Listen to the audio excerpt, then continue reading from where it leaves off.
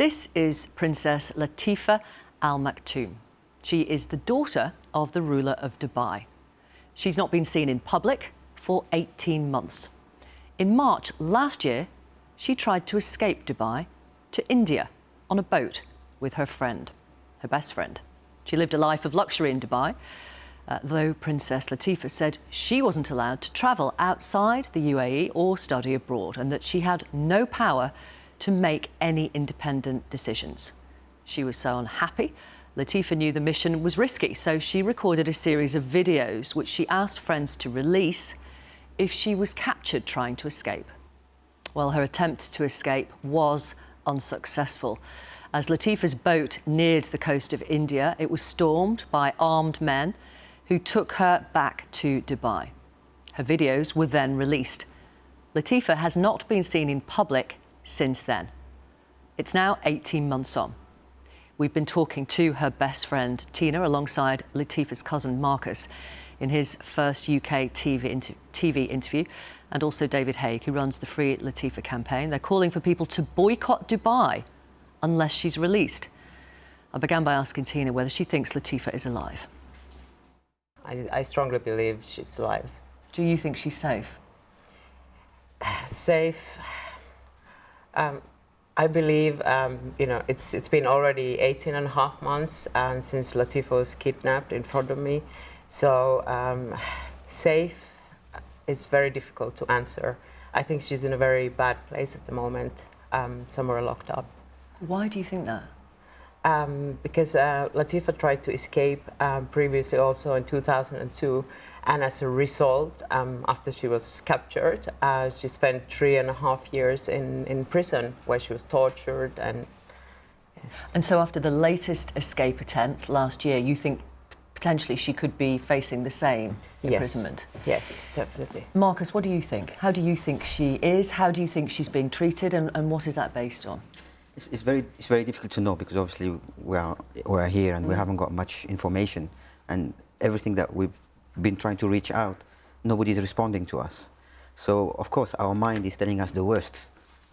Some days I think hopefully she's okay, and some days I think, well, how do we know? She could be dead. Things like this coming to the media, talking to with the media, is actually keeping her safe. That's one of the reasons why I attend with Tina and David, because I strongly believe that would keep her safe. David Hay, do you think she's alive? I think she's alive, and I think if you look at Latifa's own evidence, as it were, the video that's now been seen by millions on YouTube and with the BBC documentary, she almost planned what she thought would happen if she was caught. And of course you look at a very similar scenario with her elder sister. Her elder sister, Princess Shamsa, was back in 2000 taken from the streets of the UK back to Dubai in a similar fashion, in a similar kidnap. We have got a clip of Latifa in one of her videos talking about Shamsa, saying what she thought happened to her in terms of when she ran away while on a trip to Surrey. Let's have a look. You have seen Shamsa since then, haven't you? I have basically seen Shamsa twice. Once at the sporting club where I was teaching capoeira to Latifa, and one time at a family wedding. Right. Okay. And is she all right? Is she okay? What would you say about her? When I saw her first time in 2011, she didn't look well, like a person who was drugged and heavily medicated, either antidepressants or something similar, like a person who was not alive. Did it worry you? Yes, yes. David Hay, you run the Free Latifa campaign. You've just come back from the United Nations to ask for their help. You will know that the United Arab Emirates told the UN earlier this year that Latifa was alive, safe, and in the loving care of her family at their Dubai residences. They went on to say she was never arrested or detained, saying her current and future welfare is their foremost priority. What do you say to that? Well, I think it's surely for Latifa herself to come and say that to the world after a video like that. It's not a private family matter. And now we need to look at what happened with her stepmother, Princess Haya, who was married to her father, who was at a very famous meeting with Mary Robinson in December when pictures of Latifa Post the BBC documentary Escape from Dubai was released, pictures were released of a very unwell and unwilling-looking Latifa looking at the floor with Mary Robinson and Princess Haya. A month later, there's lots of press where Princess Haya actually says a phrase, well, if I thought any of what Latifa said was true, I wouldn't stand for it. And a few weeks later, she's fled Dubai with her children, frightened for her life. Can you explain, Tina, why Princess Latifa was so desperate to escape Dubai? What was it like for her there? Her life was extremely restricted. She had not traveled since year 2000. She was not allowed to study, not allowed to work, not even go to anyone's private homes. She was clearly miserable. So she had waited for nearly 2 decades to finally, you know, have the right that we all deserve, for a right for self-determination. Which is when you and she tried to escape. Yes. And you got as far as being on a US registered boat going across the ocean towards India. And tell our audience what happened. Yeah, we had basically been on the yacht for 8 days. We were about 40 miles off the coast of Goa. In the evening, we were in our cabin when we started hearing these loud noises from the upper deck that sounded like gunshots. And suddenly the whole cabin was filled with smoke. We had to go to the upper deck, and we met with commandos, armed commandos with machine guns. And basically they were threatening to kill us. And at the end, Latifa was kidnapped and taken back to Dubai. Is that the last contact you've had with her? Yes, that's the last time I've seen her, yes. What were the last things you said to her? Well, I was paralyzed. I thought they were going to kill me, whereas Latifa was acting extremely brave. She was telling them to leave me alone, and her final words were, don't take me back to Dubai, just shoot me here. So she would rather have died Yes. than go back to her life Yes. previously. What can the UN do, if anything?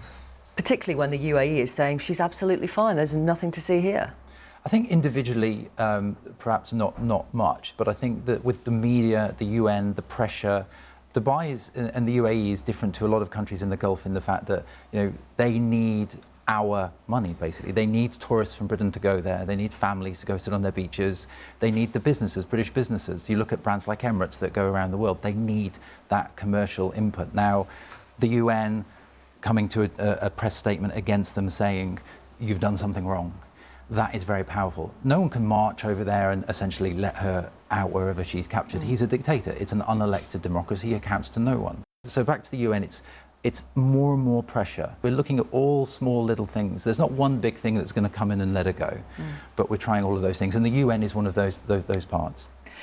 What evidence do you want, Marcus, that Latifa is okay? What would be appropriate? What would you believe? To see her with my own eyes, really. Right. That would be the ideal situation, because the last time I saw Latifa, she was a child. She was 9, 10 years old. That's the last time. So it would be very difficult. I will have to ask really personal questions. So I think face-to-face would be, you know, that's when you can connect with the person and I can ask the right questions. But you have been cast out from the family as well. I have indeed. Why? Yeah. Because I tried to help Shamsa. So that was the first reason. Shamsa asked for my help, and when she wanted to run away. When she wanted to run away, when she first started to, you know, decided that she wanted to run away. But I stupidly went to my aunt and said, look, you know, because for me it's normal, a teenager wanting to, you know, to go to university, to live a normal life. So I thought that my aunt would understand that, but it backfired. It seemed that, you know, that my aunt thought that I was trying to interfere, that I wanted to make money out of all these things started to come out. Do you want British people, David was alluding to this, that many British people go on holiday to Dubai, fly Emirates. Do you want British people to boycott the place? the airlines? Yes, definitely. I think a lot of people are under the impression that these male guardianship laws exist only in Saudi Arabia, but actually it's the same in most of the other Gulf countries, and same in Dubai.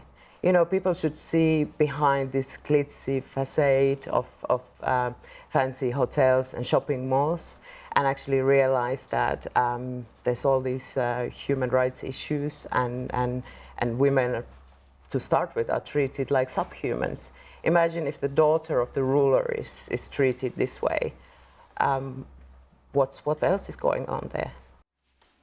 That's Princess Latifa's best friend, Tina Yahi Ainen, her cousin, Marcus Isabri, and David Hay, who's from the Free Latifa campaign. And of course, we'll keep you updated on that story.